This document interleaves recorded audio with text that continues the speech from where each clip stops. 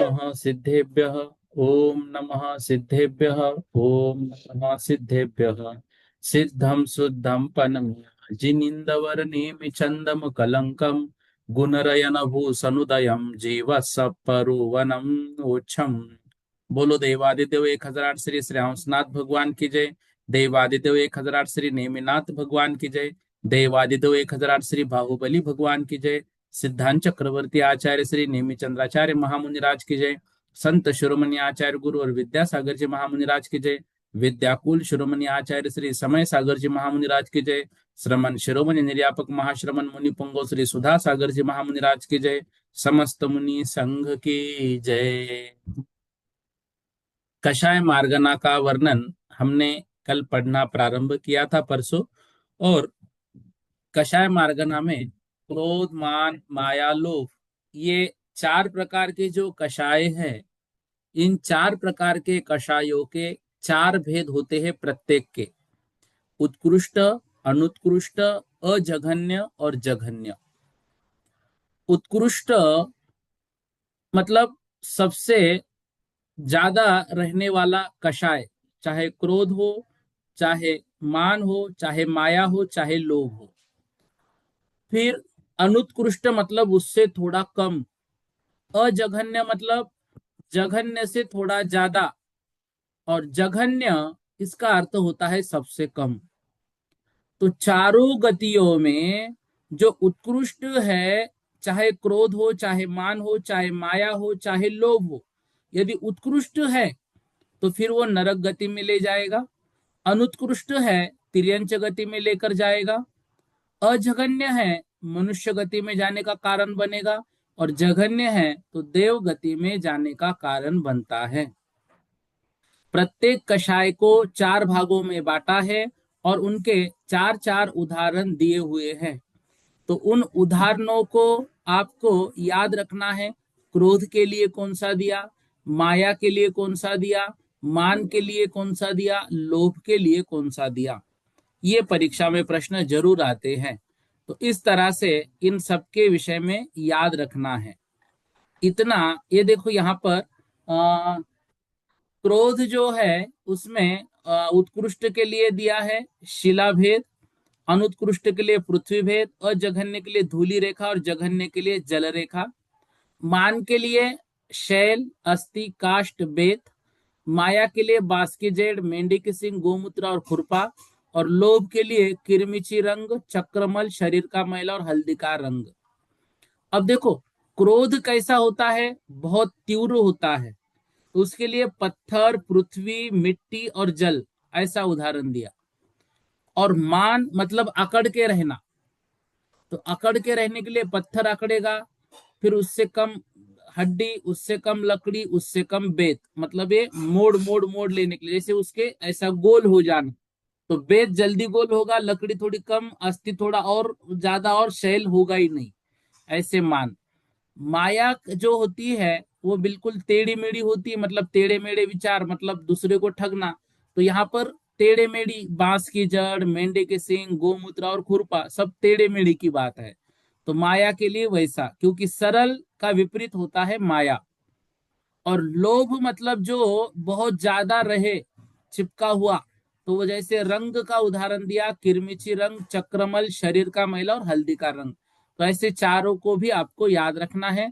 और गति तो याद रहेगी, नरक, तिर्यंच, मनुष्य और देव। यहां तक का उदाहरण कल की कक्षा में हमने पढ़ा था। अब देखो आगे की गाथा 288 नंबर की। नारयति रिख नर सुर, नारयति रिख नर सुर, गई सु उत्पन्न पड़म कालमी, गई सु उत्पन्न पड़म कालमी, को हो माया मानो, को हो माया मानो, लोहु दौ अनियमो वापी, लोहु दौ अनियमो वापी, नारयतिरिख नरसुर, गई सु उत्पन्न पड़म कालमी, को हो माया मानो, लोहु दौ अनियमो वापी, नारय तिरिख नर सुर। नरक, तिरिख मतलब तिर्यंच, नर मतलब मनुष्य और सुर मतलब देव।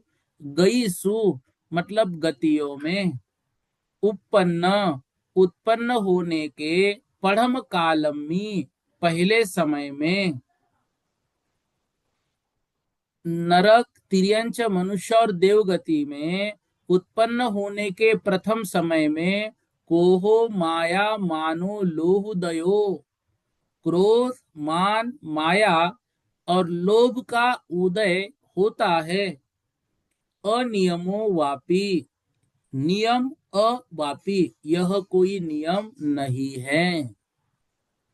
देखो, मतलब कुछ आचार्य ये कहते हैं कि प्रत्येक गति में उत्पन्न होने के समय वहां के कुछ कषाय ठहरे हुए हैं। जैसे नरक गति के लिए माना जाता है कि वहां क्रोध रहता है, तिर्यंच गति के लिए माना जाता है वहां माया रहती है, और फिर मनुष्य गति के लिए जो है तो मान रहता है, और नरक गति के लिए लोभ रहता है। ऐसा कुछ आचार्य मानते हैं, लेकिन इन्होंने स्पष्ट कर दिया ऐसे नहीं। ये कह रहे हैं मतलब आचार्य नेमि चंद्राचार्य सिद्धांत चक्रवर्ती कि ऐसा कोई नियम नहीं है।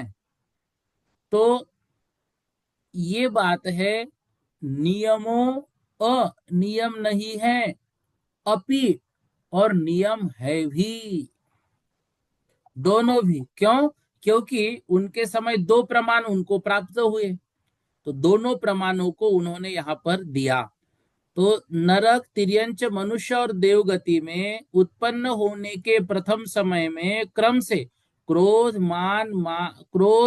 मान माया और लोभ, इनका उदय होता है और नहीं भी होता है। क्रोध के बाद माया लिया है, क्योंकि ऊपर नरक के बाद तिर्यंच लिए है, तो क्रोध माया मान और लोभ। फिर से समझो, क्रोध माया मान और लोभ, क्योंकि नरक तिर्यंच मनुष्य और देवगति इनका। तो ये कह रहे हैं कि वहां जन्म होने के बाद इन कषाय का उदय होता भी है और नहीं भी होता है। ऐसे दोनों भी बात हमको स्वीकार करनी है। देखो स्क्रीन पर देखिए एक बार आप, द्वितीय सिद्धांत कषाय प्राभुत के व्याख्याता यति वृषभाचार्य अनुसार नरक गति में उत्पन्न होने के प्रथम समय में क्रोध रहता है, और तिर्यंच गति में उत्पन्न होने के प्रथम समय में मायाचारी रहती है, मनुष्य गति में उत्पन्न होने के प्रथम समय में मान रहता है, और देव गति में उत्पन्न होने के प्रथम समय में लोभ रहता है। ये आचार्य यति वृषभ के अनुसार ऐसा नियम है। कह रहे हैं प्रथम सिद्धांत महाकर्म प्रकृति प्रावृत के कर्ता भूत बलि आचार्य के अनुसार ऐसा कोई नियम नहीं है, कोई भी कषाय का उदय संभव है। दोनों भी बातें ले रहे हैं, तो दोनों भी बातों के अनुसार दोनों भी प्रमाणों को हमें स्वीकार करना है।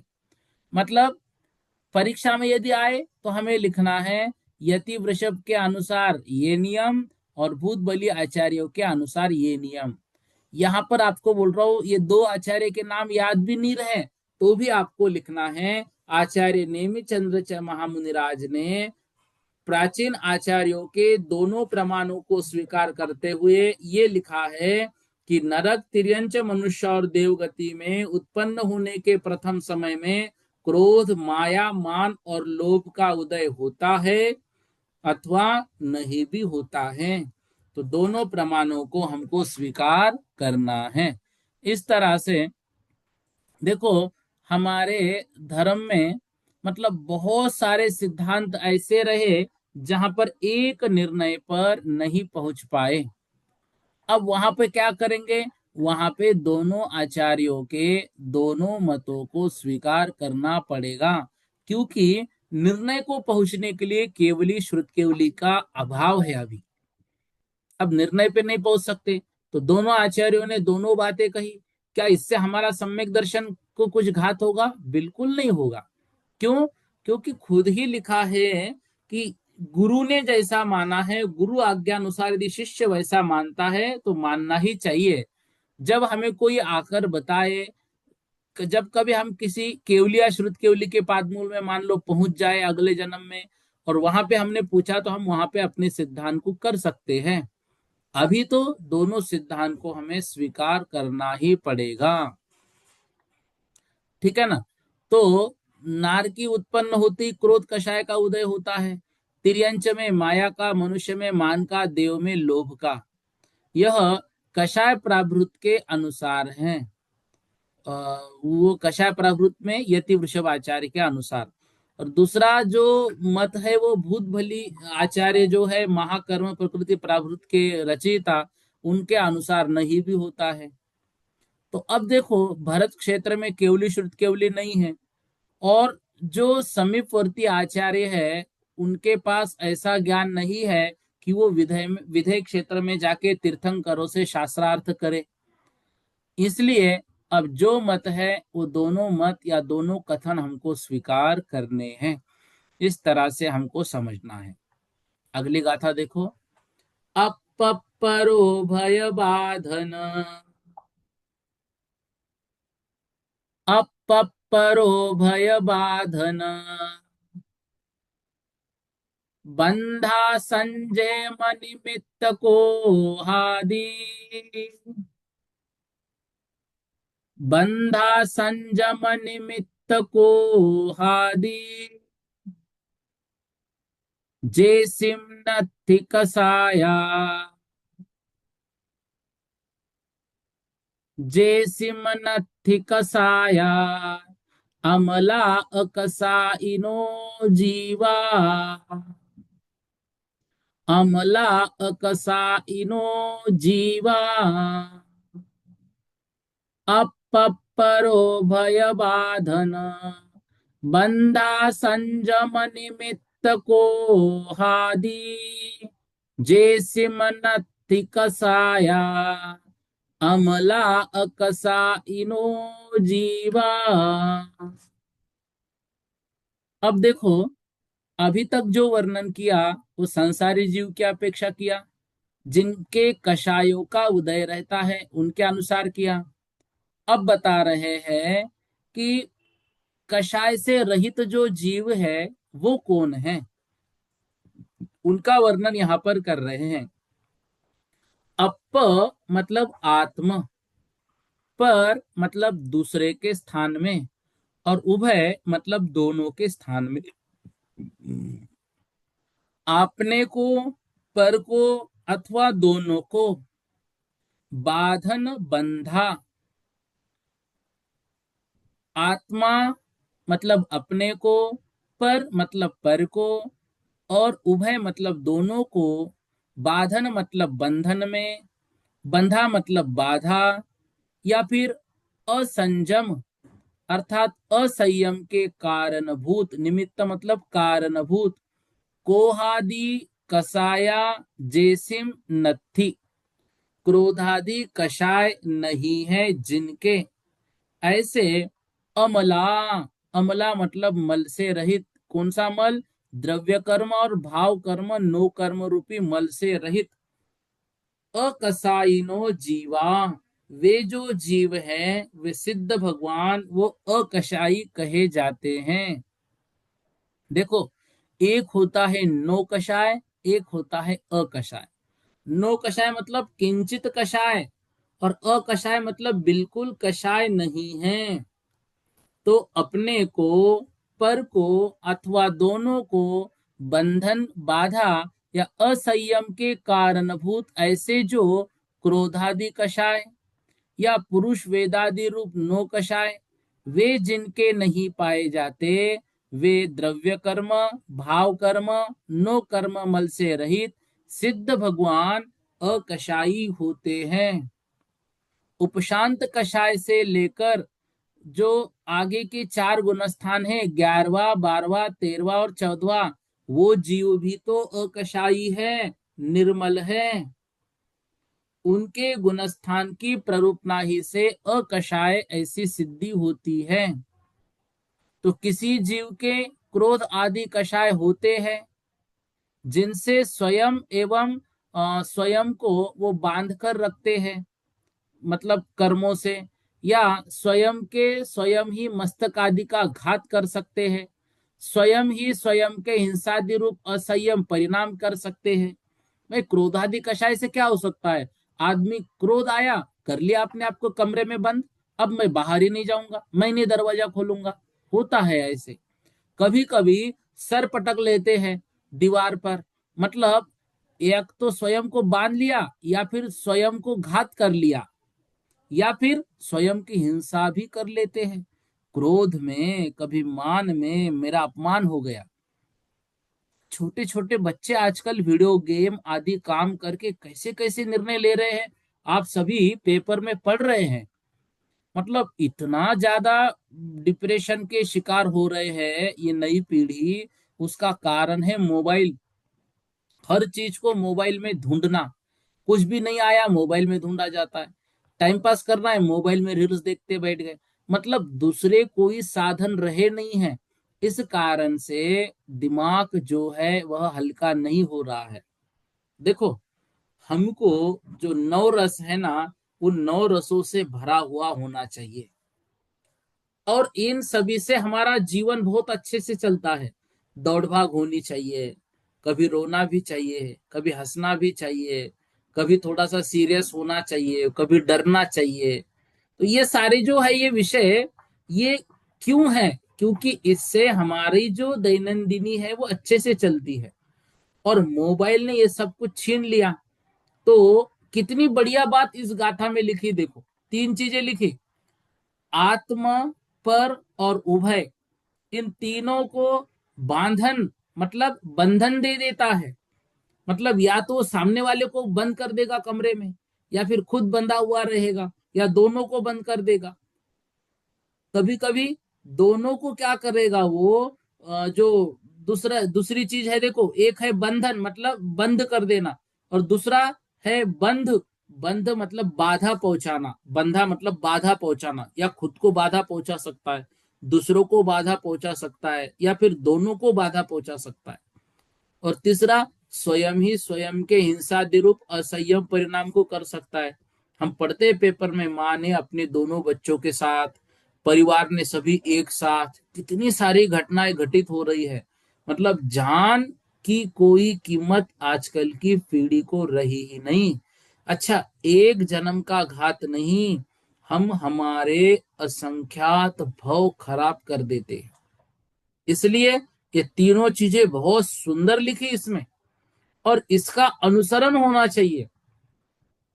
अब देखो, किसी जीव के क्रोधादि कषाय ऐसे होते हैं जिनसे वो अन्य जीवों को बांधे, अन्य जीवों को मारे, अन्य जीवों को असंयम परिणाम करावे। कभी कभी ये सब स्वयं को बांधे, स्वयं का घात करे, स्वयं का असंयम करे, या फिर दोनों का करे। तो ये कषाय जो है ये अनर्थ का मूल है। ये जिनके नहीं है वे अकशाई, 11वें गुणस्थान से 14वें गुणस्थान तक के जीव और सिद्ध भगवान, ये सभी के सभी अकशाई है। हम अकशाई तो नहीं हो सकते, ठीक है, हम मंद कशाई भी नहीं हो सकते हैं, लेकिन हम तीव्र, तीव्रतम और तीव्रतर, ये जो कषाय है इनसे तो दूर रह सकते हैं। तीव्र, तीव्रतर और तीव्रतम, देखो, मतलब कितनी बड़ी बात, मंद कषाय भी नहीं हो सकते हैं, हो गई तो वही जिंदगी सार्थक हो गई किसी के तो बहुत अच्छी बात है। लेकिन नहीं हो सकते हैं तो कम से कम तीव्र, तीव्रतर और तीव्रतम, ऐसे भयंकर जो कषाय है, उत्कृष्ट और अनुत्कृष्ट वाले जो कषाय है, उतने तो भी हमको टालने का प्रयास करना चाहिए। क्रोध, मान, माया, लोभ, मतलब गुस्सा करे, लेकिन ऐसा नहीं कि हम किसी का घात करने का विचार करें। मायाचारी करे, लेकिन ऐसी नहीं कि भाई किसी को बहुत तकलीफ ही हो जाए। देखो, एक बात हमको कहीं पढ़ने में आई थी कि किसी जीव का पसीना यदि पीने का काम पड़े तो पी लेना, लेकिन किसी का खून मत पीना। पीने की बात है मतलब, पीने की बात मतलब ग्रहण करने की नहीं, पीने की बात है मतलब भाई किसी से इतनी मेहनत करवाओ कि ठीक है उसका पसीना बहा दिया, लेकिन ऐसी ना हो कि उसका खून बहने लग जाए फिर भी हम देख नहीं रहे, तो फिर गलत है। तो इतने क्रोध, मान, माया, लोभ हमारे द्वारा नहीं होने चाहिए कि किसी का खून बह रहा है हमारे कारण। खून बह रहा है मतलब बहुत अधिक तकलीफ हो रही है, इतना तो भी हमको अपने आप को बचाना है, दूसरे को नहीं कह रहा हूं, अपने आप को। क्योंकि उतना यदि हम अपने आप को बचा लिए तो हमारा सार्थक हो गया। ठीक है। तो स्वयं को, पर को, स्व पर को, बंधन, बाधा और असंयम, बाधा मतलब घात, तो ऐसे कषाय रूपी मल से जो रहित है, बाह्य अभ्यंतर मल से रहित है, वे जीव अकषाई कहलाते हैं। यहां पर मल से तात्पर्य क्या लिया? यहां पर मल से तात्पर्य लिया द्रव्य कर्म, भाव कर्म और नो कर्म मल। ये विषय याद रखना है। ठीक है। अगली गाथा देखो। कोहादिक सायानम, कोहादिक सायानम, चौ चौदस विस होन्ति पद संखा, चौ चौदस विस होन्ति पद संखा, सत्तिले सा आउग, सत्तिले सा आउग, बंधा बंध गद, बंधा बंध गद भेदेहिम, बंधा बंध गद भेदेहिम। एक साथ बोलेंगे।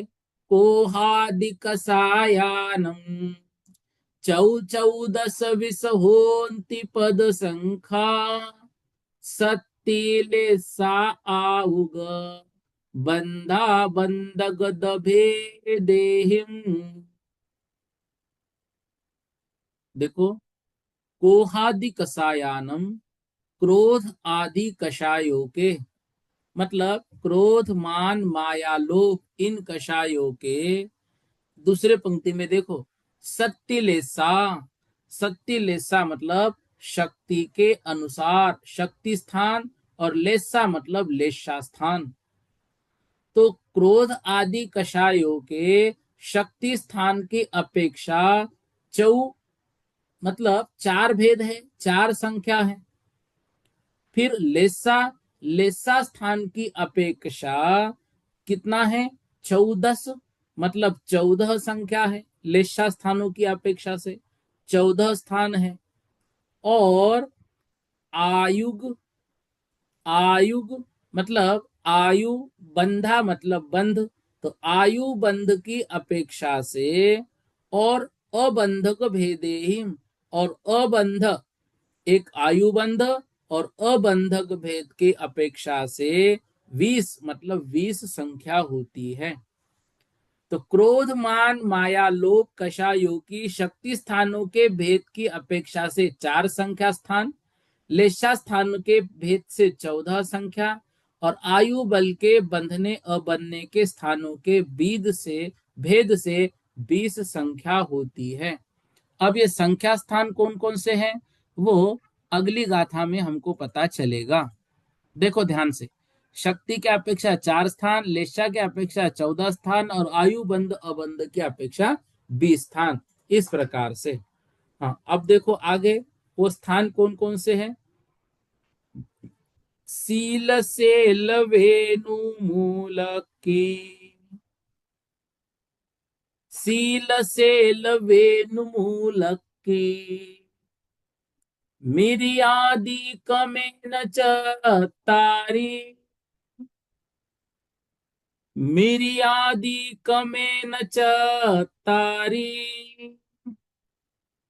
कोहादिक सायानम, कोहादिक सायानम, सत्यम परिहोन्ति नियमेन, सत्यम परिहोन्ति नियमेन, शीलसेल वेणुमूल किमिरायादिकमेन तारी, कोहादिकसायानं सत्यं परिहोन्ति नियमेन। क्या कह रहे हैं? देखो, कोहादिकसायानम, दूसरी पंक्ति, कोहादिकसायानम मतलब क्रोध आदि कषायों के, शक्तिम पड़ी मतलब प्रतिशक्ति, क्रोधादि कषायों की अपनी अपनी शक्ति के अनुसार, होन्ति नियमेन चत्तारि कमेन अपना अपना फल देने की अपेक्षा से चार स्थान होते हैं क्रम से। कौन कौन से हो? तो वो चार स्थान हैं, सील, शैल, वेणु मूल, किमिरयादि। शीला, शील मतलब शीला भेद, शैल मतलब पत्थर, वेणुमूल मतलब वेणुमूल, और कृमिराग, ये उत्कृष्ट के जो उदाहरण है चारों के, ये चारों के समझना। तो क्रोध आदि कषायों के शक्ति अर्थात अपना फल देने की सामर्थ्य की अपेक्षा से निश्चय से चार स्थान हैं। वे अनुक्रम से तीव्रतर, तीव्र, मंद, मंदतर अनुभाग रूप अथवा उत्कृष्ट, अनुत्कृष्ट, अजघन्य, जघन्य अनुभाग रूप होते हैं। शिलाभेद, शैल, वेणुमूल और कृमिराग ये तो उत्कृष्ट शक्ति के उदाहरण हैं, और आदि शब्द से हमें लगाने हैं अनुत्कृष्ट आदि शक्ति के उदाहरण। तो जो जो यहाँ पर चार चीजें दिए शक्ति के अपेक्षा, ये चारों है, उत्कृष्ट, अनुत्कृष्ट, अजघन्य और जघन्य। यहाँ पर उत्कृष्ट के उदाहरण हमें दे दिए, अनुत्कृष्ट, अजघन्य और जघन्य के उदाहरण जो ऊपर दिए हैं वही उदाहरण यहाँ पर लगाने हैं। ठीक है, देखो, दृष्टांत के बल से बहुत अधिक व्याख्या समझ में आती है, इसलिए दृष्टांत की मुख्यता से दृष्टांत नाम है, लेकिन वो शक्तियों के नाम के लिए प्रसिद्ध हो गए हैं। ठीक है ना? तो हम ऐसे, ये जो नाम है ये प्रसिद्ध हो गए हैं कि कौन सा क्रोध है, शील रूप है, मान कैसा है, शैल रूप है, वेणुमूल है, या फिर कृमिराग है। वेणुमूल मतलब वो मेंढक के सिंग के समान। इस तरह से ये सबके जो भेद है वो होते हैं। तो शीला भेद आदि के समान चार प्रकार का क्रोध, शैल आदि के समान चार प्रकार का मान, वेणु मूल आदि के समान चार तरह की माया, कृमिराग आदि के समान चार प्रकार का लोभ, इस तरह क्रोधादिक कषायों के उक्त नियम के अनुसार क्रम से शक्ति की अपेक्षा से चार चार भेद होते हैं। देखो, शक्ति के अपेक्षा से चार स्थान, उत्कृष्ट, तीव्रतर, अनुत्कृष्ट, तीव्र, अजघन्य, मंद, और जघन्य, मंदतर। अब ये जो चार चार भेद है सबके यहाँ पर लगाकर दिखाए हैं। ये हमने पहले भी पढ़े हैं, इसलिए इसमें इतना समझने की कोई आवश्यकता नहीं है। 292 नंबर की गाथा देखो। किन्नम शिला समाने, किन्नम शिला समाने, किन्नादि छक्कमेन भूमिम्मि किन्नादि छक्कमेन भूमिम्मि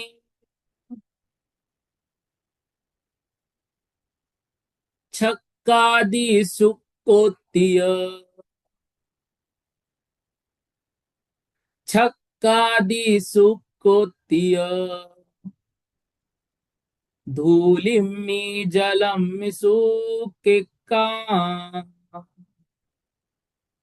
धूलिम्मि जलम्मि सुक्किक्का किन्नम शीलसमाने किन्नादि छक्कमेन भूमिम्मि छक्कादि सुक्कोत्तिय धूलिम्मि जलम्मि सुक्किक्का। किन्नम मतलब कृष्ण लेशा में, शीला समाने शीला के समान जो स्थान है वह स्थान कितना होता है? एक ही होता है।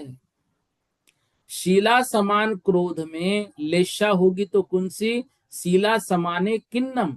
शीला समान क्रोध में केवल किन्नम मतलब कृष्ण लेशा एक ही स्थान। भूमि में छक्क में न किन्नादि। भूमि में मतलब पृथ्वी समान क्रोध में किन्न आदि छक्कम कृष्ण आदि 6 लेशाओं के स्थान होते हैं। कृष्ण नील कापोत पीत पद्म शुक्ल 6 लेशाएं होती हैं। तो कृष्ण लेशा में मात्र शीला समान क्रोध की परिणाम रहेंगे। क्रोध जो पृथ्वी समान क्रोध है उसमें कृष्ण आदि 6 लेशाएं होती है। धूलिम्मी जलम्मी सुक्के का जो धूलि समान क्रोध है उन 6 लेशाओं से लेकर शुक्ल लेशा पर्यंत 6 स्थान होते हैं। जल के समान में केवल एक शुक्ल लेशा ही होती है। छक्कादि सुक्कोति धूलिम्मी धूलि के समान क्रोध में 6 लेशाओं से लेकर शुक्ल लेशा पर्यंत 6 स्थान होते हैं। लेकिन जल में मात्र एक होगी, वह शुक्ल लेशा मतलब जल के समान क्रोध में। लेशा किसे कहते हैं?